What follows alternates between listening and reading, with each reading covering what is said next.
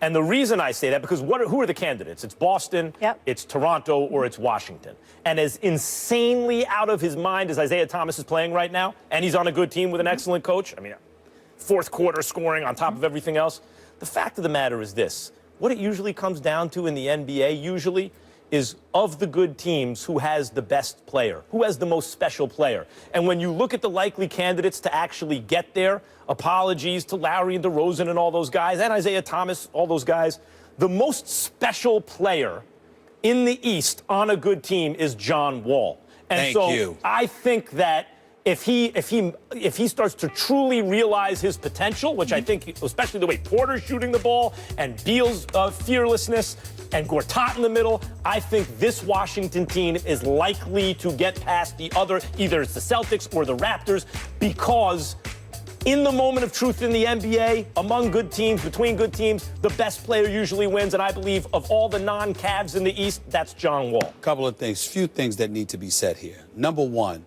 Scott Brooks is doing an outstanding job. Ernie Grunfeld is doing an outstanding job because he hired Scott Brooks. The Washington Wizards were 7-13 to start the season. Over the last 31 games, they are 23-8. That's their record. If the Washington Wizards hold on, if they avoid the 4th seed or the 5th seed, which means they won't have to play the Cavs until the conference finals, let me put everybody on notice in the NBA and Chocolate City in particular. The Washington Wizards are going to the Eastern Conference Finals.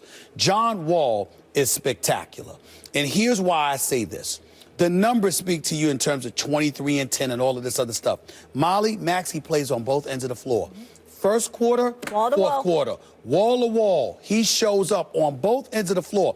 Dudes don't want him defending them. Bad enough he's lightning fast with the ball. Bad enough he's big enough and aggressive enough to get to the hole. He will attack you defensively. He's not going to get punked. That's a very big deal. Bradley Beal, are you ready for this, Max?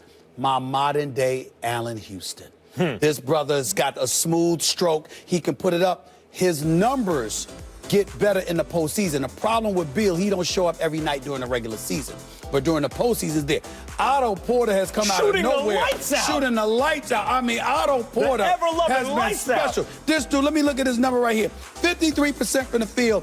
46% from three-point range, 46.7% from three-point range. What did he shoot last year from three? Like 30, I don't have the number in front of me. But Marquise Morris, Martin Gortat, these guys, it's good. I'm not sure about their depth, even though I like Oubre and Thornton and these boys. But in the end, and not only that, with Wall, with Beal, and more importantly, with that fan base, which is special.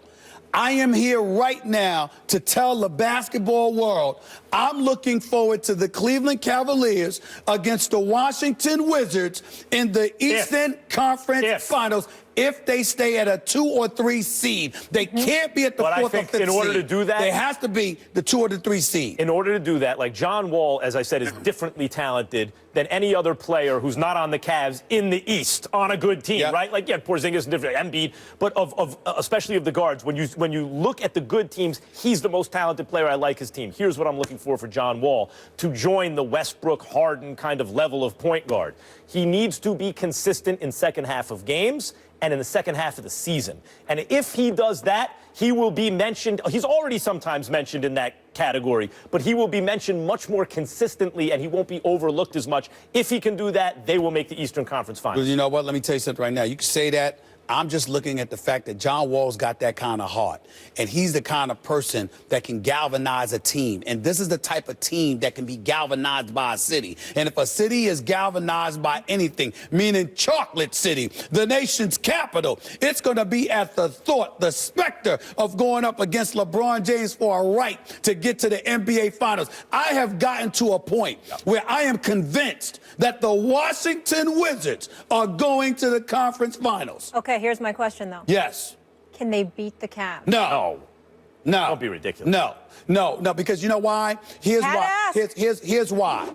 Because LeBron is not just too gifted, but his stature is so supreme that when it gets tight, not only can he close the deal, but he's going to get the benefit of calls. Playoff basketball slows down. It becomes a bit more physical, and there are some on Washington who can handle it, but most of them are entirely too new to it. That will not work to their advantage, One last thing. and that is the reason. One last thing.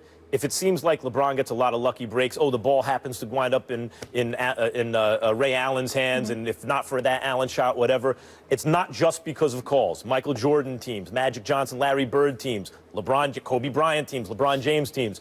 The role players seem to come up big in big moments, not only because they're good, but because there is so much attention placed on the star. Because the star is so great, you're always in a position to win the game at the end. I'll close it out this way.